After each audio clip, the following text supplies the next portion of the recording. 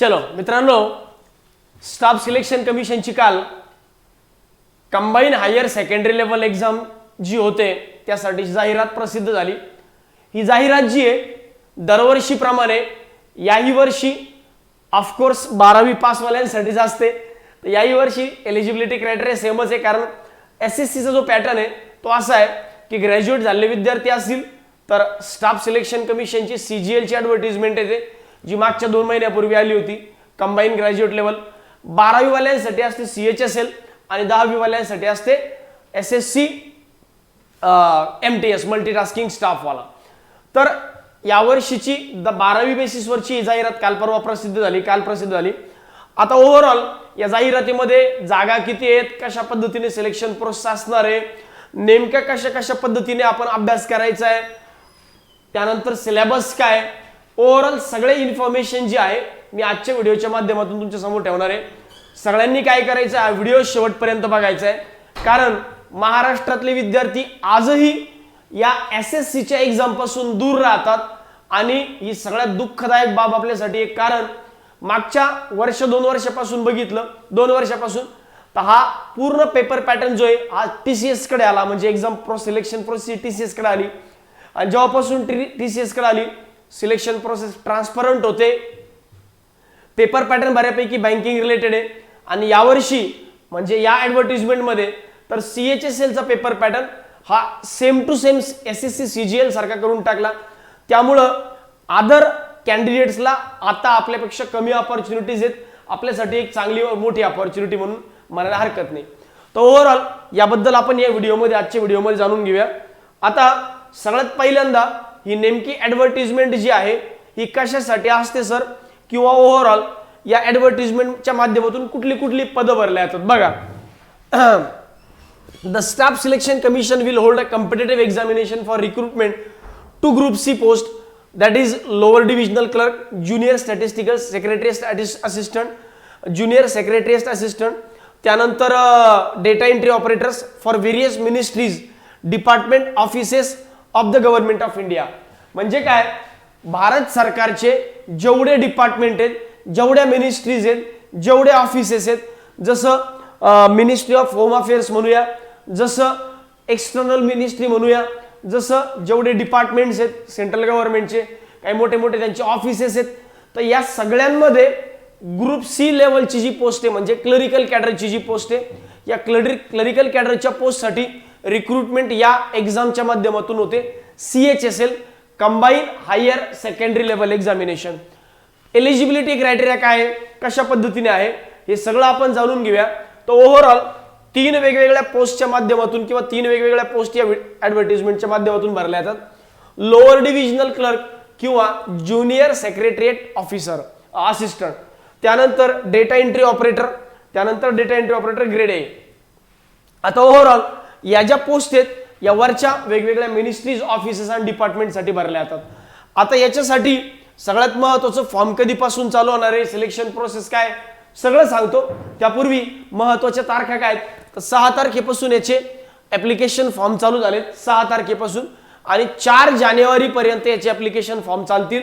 पण online apply करतायत तर 31 डिसेंबरच्या आत अप्लाय करा, कारण एसएससीची वेबसाईट शेवटी 3-4 दिवस कम्प्लिटली हँग पडते। एसएससीची वेबसाईटच चालत नाही, कारण एवढे मल्टिपल ॲप्लिकेशन्स याच्यावर येतात। त्यामुळं एसएससी सीएचएसएलचा फॉर्म तुम्हाला मी रिकमेंड करेल की 31 डिसेंबरच्या आत म्हणजे 2022 या वर्षातच भरा, नवीन वर्षाची वाट पाहू नका, ठीक आहे। बाकी एकदा समजून घेऊया की यासाठी नेमका एलिजिबिलिटी क्रायटेरिया काय, कोण लोक यासाठी एलिजिबल आहेत। तर एलिजिबिलिटी क्रायटेरिया काय बघा, अशी व्यक्ती ज्यांचं वय 18 ते 27च्या दरम्यान आहे, जनरल कॅटेगरीचा विद्यार्थी किंवा ईडब्ल्यूएस कॅटेगरीचा विद्यार्थी ज्यांचं वय 18 ते 27च्या दरम्यान आहे।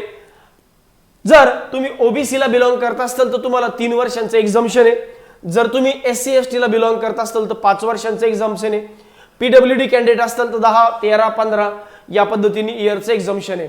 तर ज्यांचं वय 18 ते 27 वर्ष ओबीसीच्या कॅटेगरीच्या केसमध्ये 18 ते 30 आणि एससी एसटी केसमध्ये 18 ते 32 वर्षांपर्यंत एज लिमिट तुम्हाला आहे।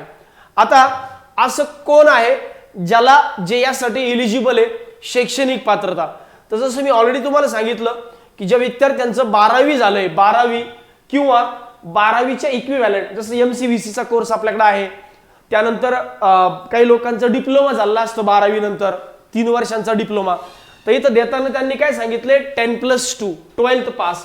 आता 12th pass or equivalent examination from recognised board or university. आता 12वी कधीपर्यंत झालं असावं तर 4/1/2023 पर्यंत. म्हणजे एखादा विद्यार्थी मागच्या वर्षी अनफॉर्च्युनेटली एखादा विषय राहिला होता, मग आता तो पास नाही झाला मागच्या वर्षी, जो ऑक्टोबरची परीक्षा देऊन त्याचा लास्ट डेट ऑफ ऍप्लिकेशन पर्यंत रिझल्ट येऊन जाईल, तर अशी विद्यार्थी यासाठी इलिजिबल आहेत. त्यांचं म्हणणं आहे candidate must possess essential qualification on or before 4 जानेवारी 2023. तर 2023 4 जानेवारी पर्यंत तुम्ही इलिजिबल असावात. एज लिमिट सुद्धा तिथपर्यंतच कॅल्क्युलेट केलंय. बाकी ऑलरेडी मी जसं तुम्हाला सांगितलं, एक इलिजिबिलिटी क्रायटेरिया काय काय, कोण कोण पात्र आहेत, 12वी पास विद्यार्थी किंवा डिप्लोमा पास विद्यार्थी. आता सर काही लोकांच्या मनात डाऊट असेल की सर माझं 12वी झालंय आणि ग्रॅज्युएशन पण झालंय, मी इलिजिबल आहे का? हो, कारण ग्रॅज्युएशन झालंय म्हणजे 12वी झालंच आहे. त्यामुळं ज्या ज्या लोकांचं ग्रॅज्युएशन झालंय आणि वयोमर्यादा तुमची 18 ते 27च्या दरम्यान आहे, तर असे सगळे लोक यासाठी इलिजिबल आहे. आता यावर्षीची ऍडव्हर्टाइजमेंट जो मोठा बदल जो झालाय तो झालाय बघा एक्झाम पॅटर्न मध्ये. जर तुम्ही SSC CGLचा मी बनवलेला व्हिडिओ बघितला असेल तर जो SSC CGLचा पेपर पॅटर्न आहे तो same to same SSC CHSL ला पण आणला. आता या ऍडव्हर्टाइजमेंट बद्दल आणखी काही मुद्दे जे महत्त्वाचे मला तुमच्या सोबत शेअर करायचे ते बघा. अप्लाय कसं करायचं, या एक्झामला अप्लाय करण्यासाठी तुम्हाला काय करायचंय, ssc.nic.in जे आहे, ssc.nic.in या वेबसाईटवर जायचं आणि तिथे तुम्हाला नोटिसेस दिसतील किंवा ऑनलाईन अप्लाय दिसेल. त्या ऍप्लिकेशन मध्ये SSC CHSL वर जायचं. पहिल्यांदा तुम्हाला बेसिक रजिस्ट्रेशन विचारतील, जे तुमच्याबद्दल माहिती विचारल्या ते बेसिक 10वीचा रोल नंबर जो तुमचा आहे, 10वीचा रोल नंबर हा तुम्हाला तिथं टाकावा लागतो. त्यामुळं फॉर्म भरताना 10वीचा रोल नंबर जो आहे, 10वीचा रोल नंबर हा घेऊन बसा. 10वीचा रोल नंबर तुम्हाला तिथं लागेल. 10वीचे डेट ऑफ रिझल्ट, 12वीचे डेट ऑफ रिझल्ट, या सगळी इन्फॉर्मेशन तुम्हाला तिथं लागतील. बर, एकदा तो पहिल्यांदा फॉर्म भरणं झाला ते वन टाइम रजिस्ट्रेशन असतं. ज्यांनी SSC CHSL चा फॉर्म भरला किंवा GDचा फॉर्म भरला अशा लोकांनी ऑलरेडी रजिस्ट्रेशन केलं असेल तर अशा लोकांनी मागच्या याच्यावरून पण डायरेक्ट लॉग इन केलं चालतं. तुम्हाला नवीन रजिस्ट्रेशन करण्याची गरज नाही, कारण अराउंड 6 महिने यांचं रजिस्ट्रेशन व्हॅलिड असतं. बर, त्यानंतर बाकी बेसिक इन्फॉर्मेशन भरा, तुमच्याबद्दल माहिती भरा, एज्युकेशनल क्वालिफिकेशन टाका, पूर्ण माहिती भरा, फोटो आणि सिग्नेचर अपलोड करा. आता फोटो आणि सिग्नेचर बद्दल हे फार प्रॉपर काळजी घेतात. यांचं म्हणणं आहे फोटो जो आहे हा 3 महिन्यांपेक्षा जुना नसावा, 3 महिन्यांपेक्षा जुना नसावा. The photograph should be without cap and spectacles. The frontal view of the face should be clearly visible. म्हणजे या पद्धतीने पूर्ण व्ह्यू क्लिअर असावा. तुम्हाला जरी स्पेक्टॅकल्स असतील, चष्मा असेल, तर विदाउट चष्मा तुम्ही फोटो लावा असं त्यांचं म्हणणं आहे. आणि तो 3 महिन्यांपेक्षा जुना नसावा, 3 महिन्यांपेक्षा जुना नसावा. बर, बाकी सगळी इन्फॉर्मेशन जी आहे, बाकी ॲज युज्युअल जसं आपण नेहमीचे फॉर्म भरतो त्या पद्धतीने. बर, आता सगळ्यात महत्वाचं यासाठी ऍप्लिकेशन फीज किती आहे. ऍप्लिकेशन फीज किती आहे, तर जर तुम्ही जनरल OBC EWS कॅटेगरीला बिलॉंग करत असताल तर 100 रुपये. जनरल OBC EWS कॅटेगरीचे मेल असताल तर 100 रुपये. बाकी सगळे फिमेल, ऑल फिमेल आणि SC ST PWD male plus female सगळ्यांना फ्री ऑफ कॉस्ट हा फॉर्म भरता येतो. यांना कुठलीही फीज नाही. हे इन्फॉर्मेशन दिली बघा. Reservation are exempted from the payment of fee. यांना कुठलीही फीज नाही. बरं, आता या पद्धतीने आहे. बाकी बेसिक इन्फॉर्मेशन आहे, जी महत्वाची इन्फॉर्मेशन आहे त्या विषयावर आपण बोलूया. आता जर तुम्ही फॉर्म भरला तर तुम्हाला एक्झामचे सेंटर कोणते द्यायचे आहेत, कोणते सेंटर ऑफ एक्झामिनेशन द्यायचे. तर एक्झामिनेशन सेंटर जे आहे, आपण महाराष्ट्र म्हणजे नॉर्थर्न रिजन मध्ये पडतो. नॉर्दर्न रिजन मध्ये कुठले कुठले सेंटर आहे बघा. नॉर्दर्न रिजन मध्ये महाराष्ट्रामध्ये कुठले कुठले सेंटर आहेत. औरंगाबाद आहे, ऑफकोर्स औरंगाबाद असणारच. मुंबई आहे, पुणे आहे. सॉरी, आपण वेस्टर्न रिजन मध्ये पडतो. भावनेच्या भारत नॉर्दर्न रिजन सांगून दिलं, ठीक आहे. आपण पडतो वेस्टर्न रिजन मध्ये. आता वेस्टर्न रिजन मध्ये असणारे सेंटर्स हे बघा. वेस्टर्न रिजन मधले महाराष्ट्रातलं जर बघितलं, महाराष्ट्रातले अमरावती, जळगाव, मुंबई, नांदेड, नागपूर, पुणे, कोल्हापूर, औरंगाबाद एवढे सेंटर्स आहेत महाराष्ट्रामध्ये. एवढे सेंटर्स आहेत. औरंगाबाद, कोल्हापूर, नागपूर, पुणे, नांदेड आहे, मुंबई आहे, जळगाव आणि अमरावती. तर एवढे सेंटर्स महाराष्ट्रातल्या विद्यार्थ्यांसाठी अवेलेबल आहेत. बर, आता पुढे जाऊया. आता नेमकी यांची सिलेक्शन प्रोसेस कशी आहे ते समजून घेऊया. हा वाला पार्ट थोडासा महत्वाचा आहे, की यांची नेमकी सिलेक्शन प्रोसेस कशी आहे. आता ओव्हरऑल जर तुम्ही बघितलं तर SSC CGL ची जी सिलेक्शन प्रोसेस आहे same to same selection process SSC CHSL ची आहे. यावर्षी SSC CGL ला हायेस्ट एव्हर 34 लाख ऍप्लिकेशन आले, 34 lakhs ऍप्लिकेशन, आणि 20,000 प्लस जागा आहेत, ज्या जागा पुन्हा वाढल्या.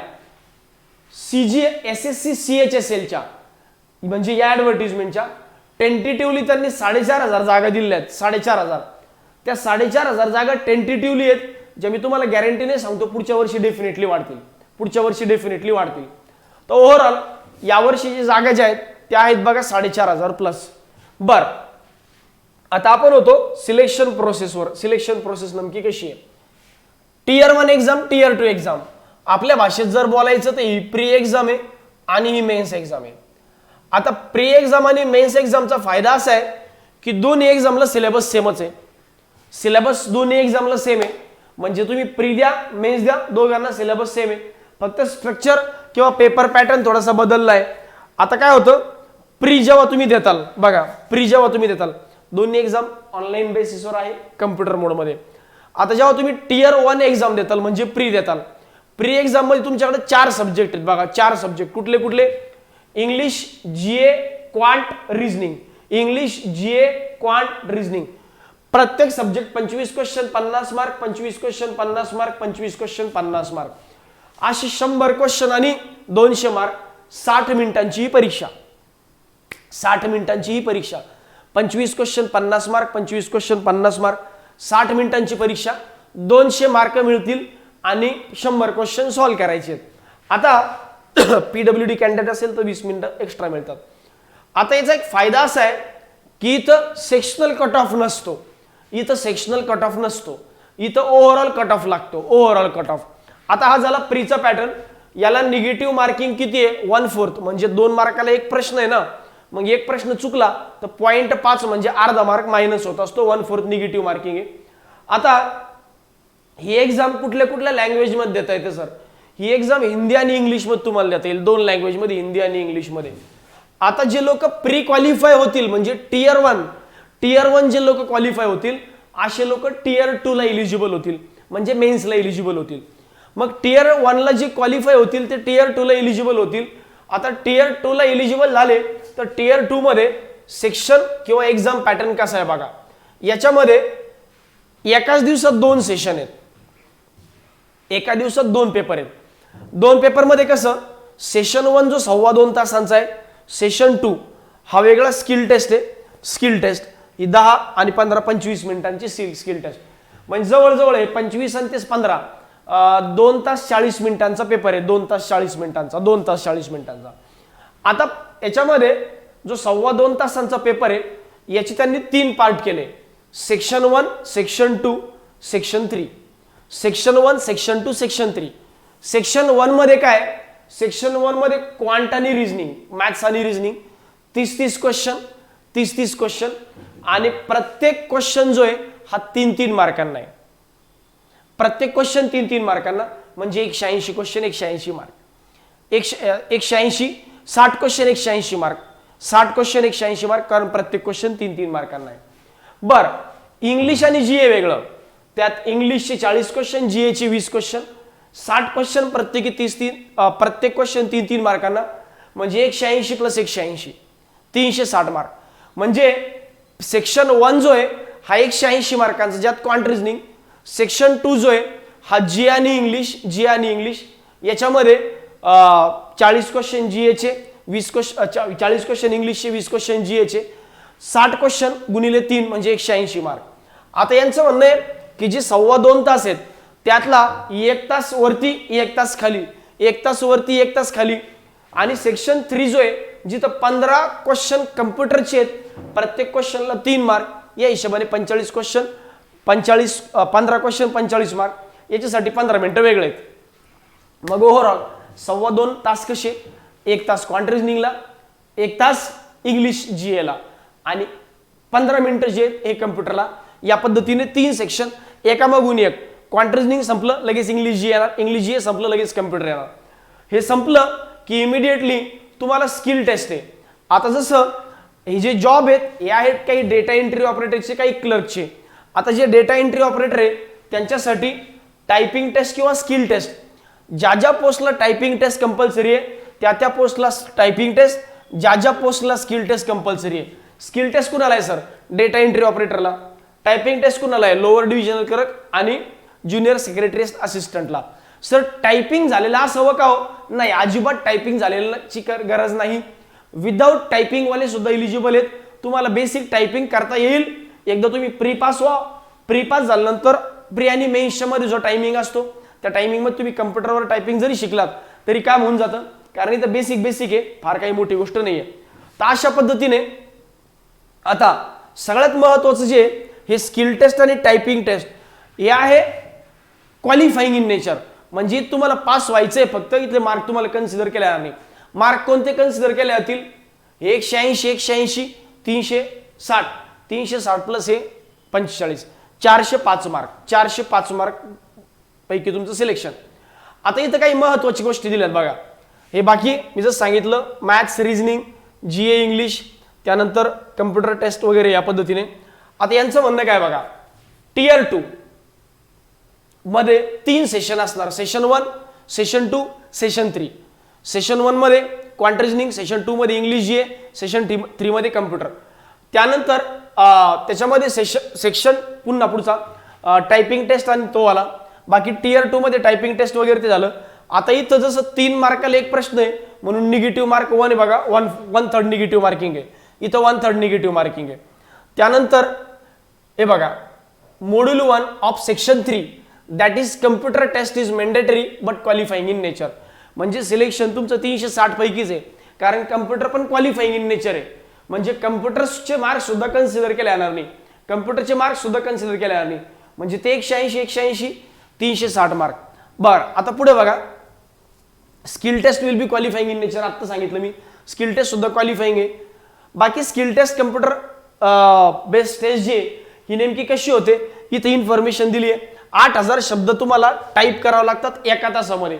आता एका तासामध्ये 8000 शब्द तुम्हाला 15 मिनिटांचा वेळ दिला म्हणजे 1/4 टाइम, तर 15 मिनिटात तुमचे 2000 शब्द टाईप झाले पाहिजे. 2000 शब्द नाही, 8000 की डिप्रेशन पर आवर. की डिप्रेशन म्हणजे एक की ए, बी एक की ए, सी एक की ए, डी एक की ए. राहुल हा जो शब्द आहे हा 5 लेटरचा आहे, म्हणजे 5 लेटर्सचा आहे. अशा 5 कीज लागतात. मग राहुल मिसाळ असं जर टाईप केलं तर 10 की डिप्रेशन तुमचे झाले या पद्धतीने. बाकी टेन्शन घेण्यासारखी काही गोष्ट नाही. तो ओव्हरऑल या पद्धतीची बाकी इन्फॉर्मेशन आहे. बाकी क्वालिफाईंग कट ऑफ त्यांनी ऑलरेडी दिलाय की अगोदरच तुम्हाला. आता बाकी हा सिलेबस आहे जो बँकिंग रिलेटेडच आहे किंवा SSCचा जो नॉर्मल सिलेबस आहे तोच आहे.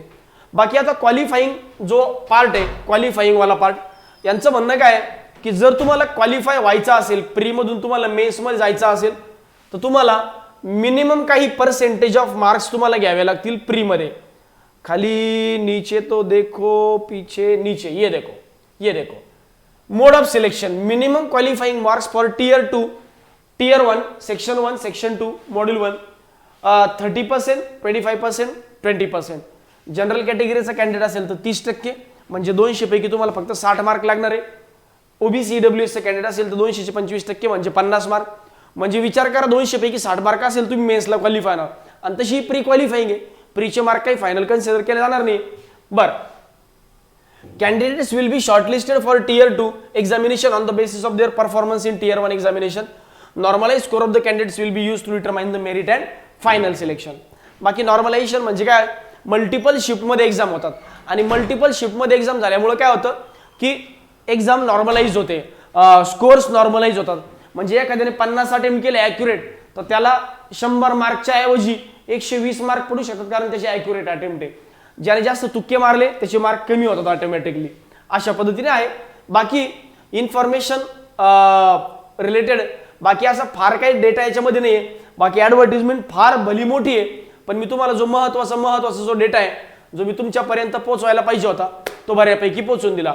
आता फॉर्म भरताना तुम्हाला अजून एक गोष्ट आहे की तुम्हाला कॅन्डिडेट्स आर रिक्वायर्ड. हे बघा, final selection of candidates in each category will be made on the basis of overall performance in tier 2 examination.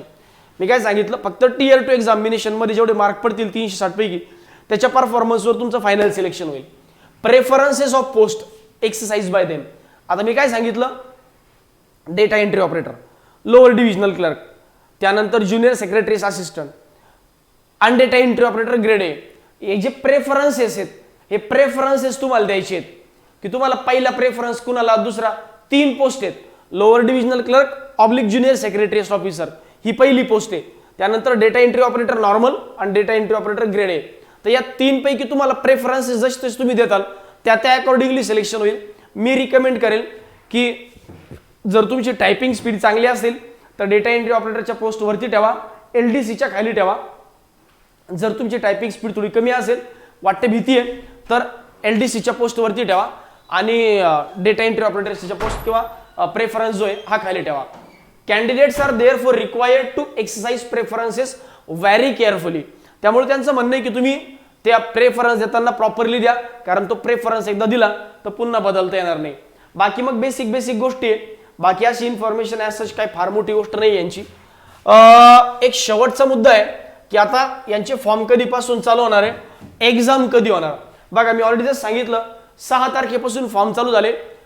4 जानेवारीपर्यंत ऍप्लिकेशनची last date आहे. टेंटेटिव्हली 9 जानेवारीपासून 10 जानेवारीपर्यंत तुम्ही फॉर्ममध्ये काही करेक्शन असेल ते करू शकता. 2 दिवस तुम्हाला एरर काही फॉर्ममध्ये आली तर डिटेक्ट करायला स्कोप आहे. फेब्रुवारी मार्चमध्ये प्री एक्झाम होईल म्हणजे टियर 1 आणि मेन्स एक्झाम जी आहे टियर 2 ही नंतर सांगू म्हणतात. अंदाजाने असं कन्सिडर करा की टियर 1 संपल्यानंतर 2 ते 3 महिन्यांनी मिनिमम त्यानंतर आरामात एक्झाम होईल टियर 2 ची. बाकी ओव्हरऑल मला असं वाटतं सगळे डाऊट्स मी क्लिअर करण्याचा प्रयत्न केलाय. तरी तुम्हाला असं वाटलं की काही डाऊट्स तुमच्या मनात आहेत या रिलेटेड, तुम्ही कमेंट बॉक्समध्ये टाका. त्या कमेंट बॉक्सला आम्ही डेफिनेटली आन्सर करू, किंवा या नंबरला तुम्ही मला पर्सनली व्हॉट्सअप पण करू शकता.